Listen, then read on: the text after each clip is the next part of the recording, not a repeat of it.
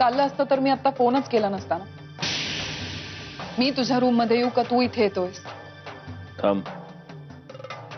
आलो.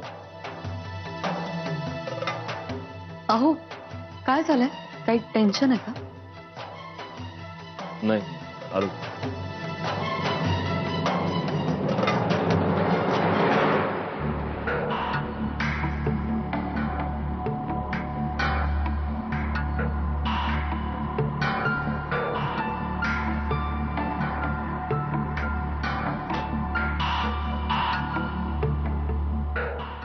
बोल.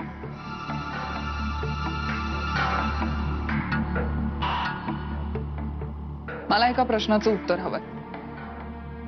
मला माहितीये तू तुझा शब्द कधी मोडत नाहीस. मग मला दिलेला शब्द कधी पाळणार आहेस? मला माझं गिफ्ट कधी मिळणार आहे? तू सध्या इथली परिस्थिती बघतेस प्रिया. बघतेय ना. फक्त बघतच नाहीये, समजूनही घेते. मला माझं गिफ्ट माझ्या वाढदिवसाच्या दिवशी हवं होतं. माझा वाढदिवस आला, निघून गेला, पण माझं गिफ्ट काही मला मिळालं नाही. But that's okay. आपल्याकडे ना बिलेटेड विश करायची पद्धत आहे. तसंच माझा बर्थडे गेल्यानंतर मला गिफ्ट मिळालं तरी माझी काही हरकत नाही. प्रिया, मी तुला मागे एक रिक्वेस्ट केली होती. सध्या माझ्या डोक्याला खूप ताप आहे. शक्य झाल्यास तू आणखीन ताप करू नकोस. पण माझं एवढं म्हणणंही तू ऐकू शकत नशील तर मला काहीच बोलायचं नाहीये. थांब सत्यजित. मी तुझे प्रॉब्लेम्स नेहमीच समजून घेते. आजही समजून घेते. पण मला फक्त एका प्रश्नाचं उत्तर दे ना. तू मला माझं गिफ्ट देणार आहेस की नाही? नाही.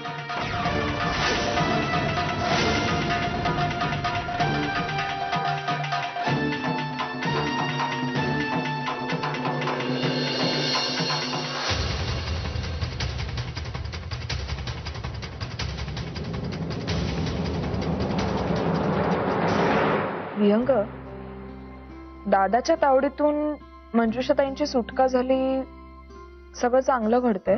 पण ना मगासपासून एक प्रश्न माझ्या मनात सारखा घोळतो. काय? की आता त्या मंजुषाताईंचं काय? म्हणजे त्यांचं पुढचं आयुष्य कसं असेल याचा विचार केलाय का? अगं, उलट तिची दादाच्या जाचातून सुटका झाली हे सगळ्यात महत्वाचं नाहीये का?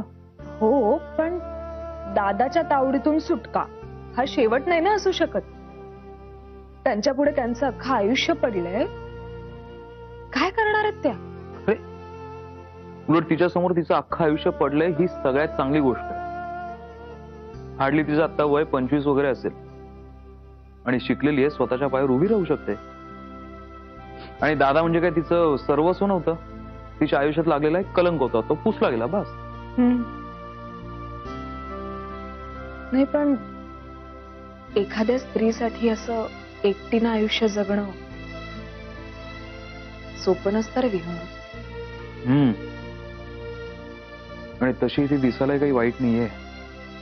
विहंग, अगं म्हणजे तिला अजून एखादा चांगला जोडीदार मिळू शकतो. ती तिचं आयुष्य नव्याने सुरू करू शकते. इनफॅक्ट तिचा पुनर्जन्म झाला असंच म्हणावं लागेल. आणि आता हे सगळं संपलंय म्हणून आपण तिला काय वाऱ्यावर तर नाही सोडून देणार. आपण तिची काळजी घेऊ.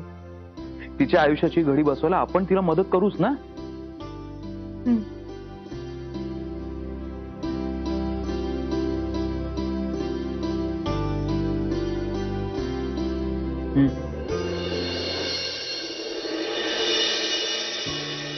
काय ग? एक विचारायचं होतं. विचार ना. तुम्ही नेमकं काय गिफ्ट देणार आहात प्रियाला? अहो सांगा ना, तुम्ही काय गिफ्ट देणार आहात प्रियाला?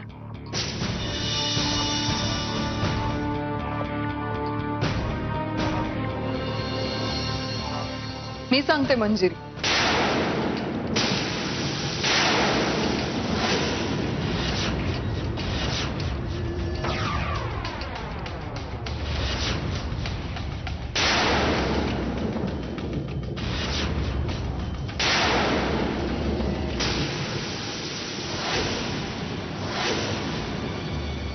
तो सांगणार नाही कदाचित, पण मी काय गिफ्ट मागितलं हे तुला कळणं खूप गरजेचं आहे. हो ना सत्यजित?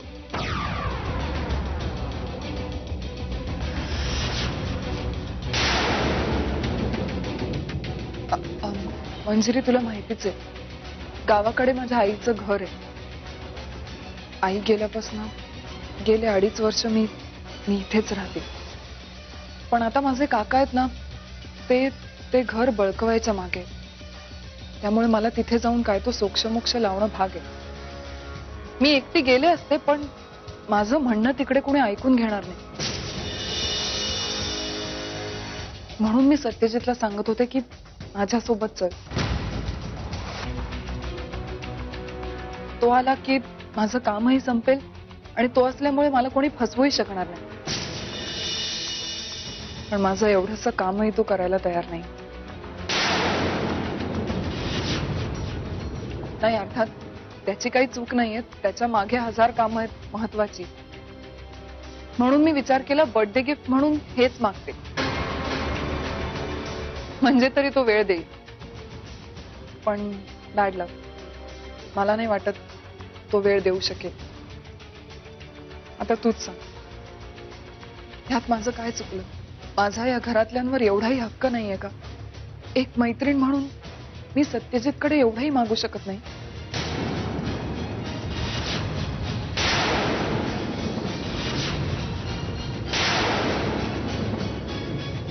प्रिया, असं का बोलतेस? तुझा या घरातला अधिकार कोणीच हिरावून नाही घेऊ शकत. अहो, मी काय म्हणते, ही एवढी रिक्वेस्ट करते तर जाऊ दे ना मंजिरी, तू कशाला उगीच फोर्स करतेस त्याला? म्हणजे तू म्हणतेस म्हणून तो कदाचित येईलही, पण फक्त तुझा मान राखायला. त्याला मनापासून वाटतंय म्हणून नाही. असं नाहीये. त्यांनी प्रॉमिस केलं ना बर्थडे गिफ्ट देण्याचं, मग ते नक्की देते, मला माहितीये. अहो बस बस, मी कोणाला काय प्रॉमिस केलं आणि ते मी कसं पाळायचं हा माझा विषय आहे. त्यात तू दरवेळेला मध्ये पडायची गरज नाहीये. Please please.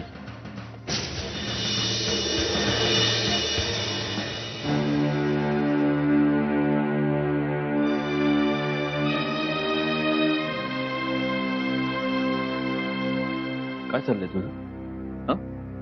काय चाललंय? तुला आजपर्यंत लाख वेळा बजावलंय की मंजिरीला या सगळ्यामध्ये घ्यायची गरज नाहीये, तरी तू असं वागतेस. मी कशासाठी नाही म्हटलं तुला?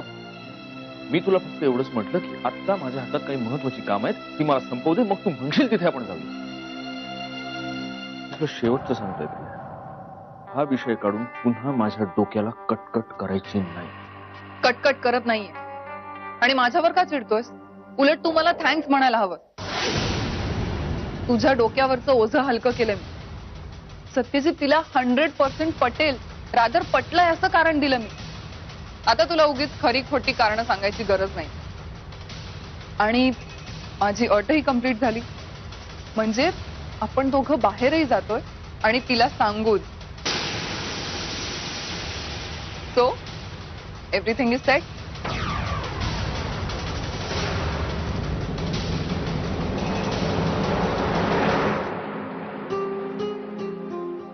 बरं मधुरा, आज संध्याकाळी मला यायला उशीर होईल. मी कदाचित जेवणच येईन.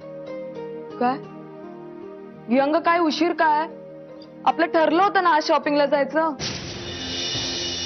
व्यंग काय यार, तुम्हाला प्रॉमिस केलं होतं आज आपण शॉपिंगला जायचं. 4 दिवसापासून आपलं ठरलंय. हो हो हो, सॉरी, माझ्या डोक्यातून निघून गेलं.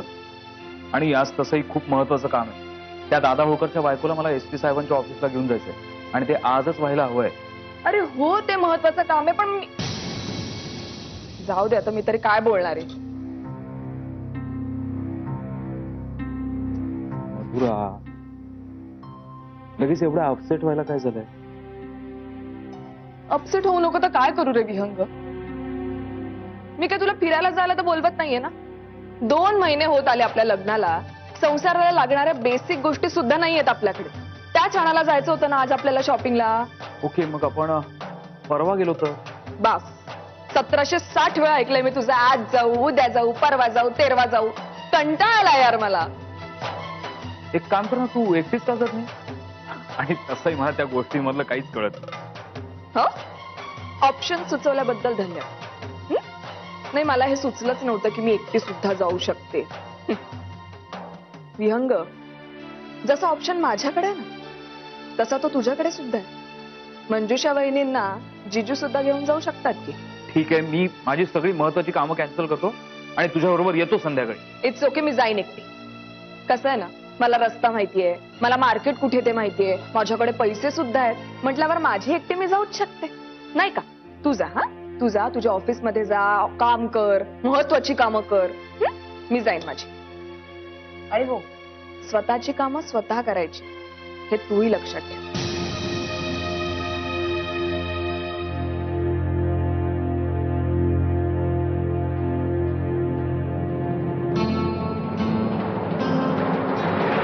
म्हणजे तू आणि सत्यजित दोघेच जाणार? का काय झालं?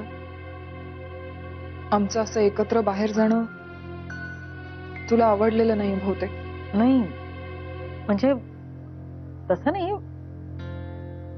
अगदीच तसं नाही, पण काय ते मला माहितीये. गरजेच्या वस्तू गरजेपुरत्या वापराव्या.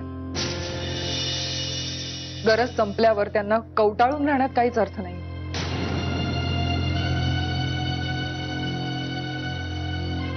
आणि त्यांना आपल्या आयुष्यात जागा वगैरे द्यायचा तर प्रश्नच येत नाही, नाही का? तू उगाच टोक गाठतेस प्रिया. मावशी, मला माहितीये तुला काय म्हणायचं ते. एक वेळ अशी होती जेव्हा सत्यजितला माझी गरज होती, प्रेमाच्या आधाराची गरज होती, बायकोकडून मिळालेल्या विश्वासघाताच्या जखमेवर कोणीतरी फुंकर मारण्याची गरज होती. तेव्हा त्या प्रत्येक क्षणाला मी होते त्याच्या बरोबर.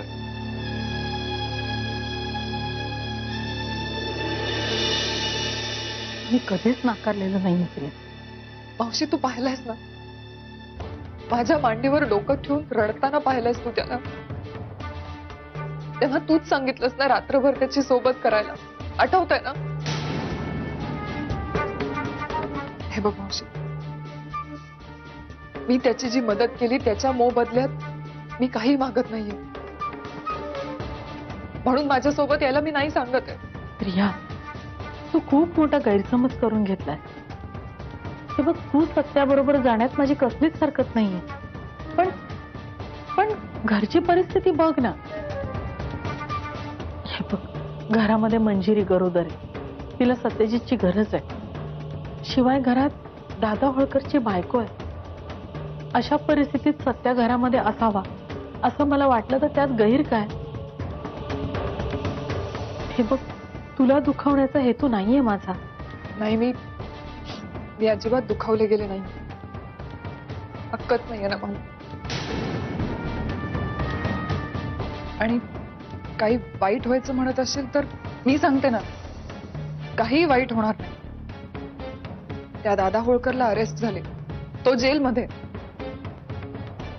आणि मंजिरीला अशा परिस्थितीत सत्यजितची गरज आहे, मी समजू शकते.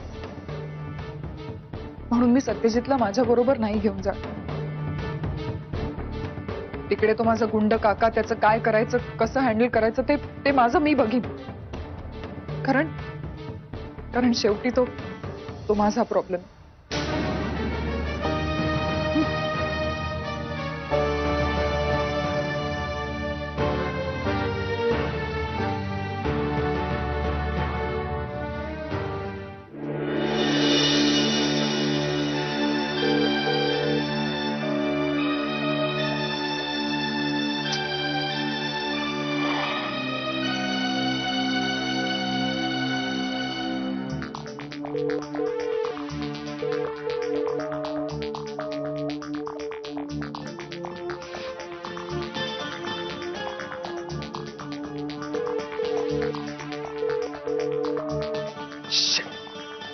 अरे काय झालं? काय नाही रे, नेहमीच आहे. मधुरा, तिचा राग तर अगदी तिच्या नाकाच्या टोकावरच असतो. जरा काय झालं की सुरुवात भांडणार. यावेळी काय झालं? आज कुठेतरी शॉपिंगला जायचं होतं आणि मी मंजुषा वहिनींना SP साहेबांकडे घेऊन जाण्याच्या गडबडीत होतो. तर डोक्यातनं निघून गेलं हे शॉपिंगचं. झालं, घरातलं टेम्परेचर वाढायला एवढं कारण पुरेसं होतं.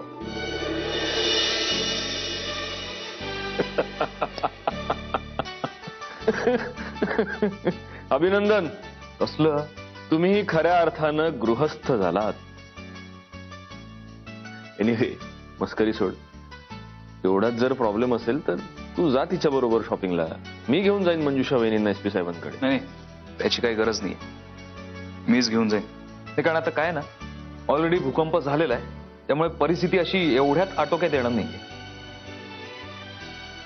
तरीही कुणी एकेकाळी तूच मला दिलेला सल्ला आता मी तुला देतो. आज रात्री घरी जाताना एक छानशी साडी आणि गजरा बरोबर घेऊन जा. वातावरण थोडं तरी निवळेल. सत्यजित, मला ना नेहमी प्रश्न पडतो, म्हणजे एखादा सज्जन भला माणूस लग्न करून स्वतःच हसं का करून घेतो? हा प्रश्न मलाही माझ्या लग्नानंतर अनेक वेळा पडलाय. अर्थात माझे संदर्भ वेगळे आहेत.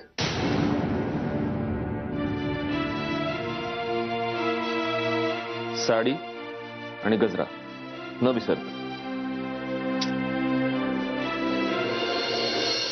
असं बोलली नेत्रा. तरी बी मला पहिल्यापासून वाटत होतं ती दिसते तशी नाहीये. तू काय बोलली नाहीस ना? नाही, मी काहीच नाही बोलले. बरं केलं. तिला म्हणावं जे काय करायचं ना तिकडं कर, आमच्या मध्ये येऊ नका. आणि हे सांगून ती ऐकणार आहे? आत्या, तुला कळत नाहीये, आपले हात ना आत्ता दगडाखाली आहेत. आणि तुला काय वाटलं ती नेत्रा इतकी साधी आहे?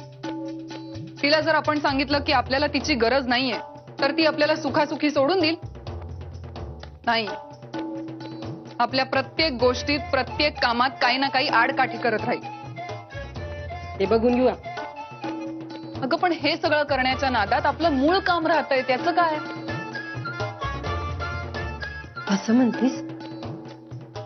मग आता नेमकं काय आहे तुझ्या डोसक्यात? माझ्या डोक्यात आहे की आपल्या टीम मध्ये नेत्रालाही घ्यायचं, म्हणजे आपल्या टीम मधला एक मेंबरही वाढेल. आणि मग त्या मंजिरीचं काही खरं नाही. आता तू डोक्यात घेतल्या म्हणल्यावर मी काय करणार? पण एक ध्यानात ठेव, कधी बी कुणी बी साप पाळत नाही. हा, आता तुला नेत्राला संग घ्यायचं असेल तर घे, पण तिच्यावर लई विश्वास ठेवू नका बघ. आणि काय? तू वहिनीला लईच बोललीस बघ. अगं ती लई साधी आहे, लगेच मनावर घेते बघ. आता लई विचार करत बसेल बघ.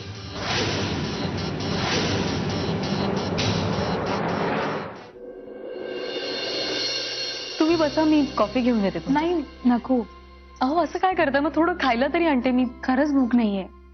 माझं जेवण झालंय विहंगरावांच्या घरी. अच्छा. आज तुम्ही पुन्हा SP साहेबांना भेटायला गेला होता? हो. अच्छा. हे मग हे नाही आले तुमच्यासोबत? नाही, सत्यजित भाऊ नव्हते आज. आज विहंगरावच आले होते माझ्या बरोबर.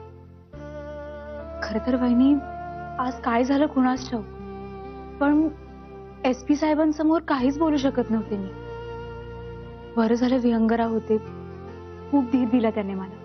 नाहीतर एका शब्दाने स्टेटमेंट देणं अवघड झालं असतं माझ्यासाठी. पण खरंच खूप कॉन्फिडन्स वाढवला त्यांनी माझा. 5 वर्षांपूर्वी माझ्यामध्ये जो कॉन्फिडन्स होता तो कुठेतरी गमावून बसले होते मी. पण आज असं वाटतंय की तो मी परत मिळवलाय. खरंच वहिनी, त्यांचा सपोर्ट नसता तर, म्हणजे कसं सांगू तुम्हाला, खूप चांगले आहेत ते.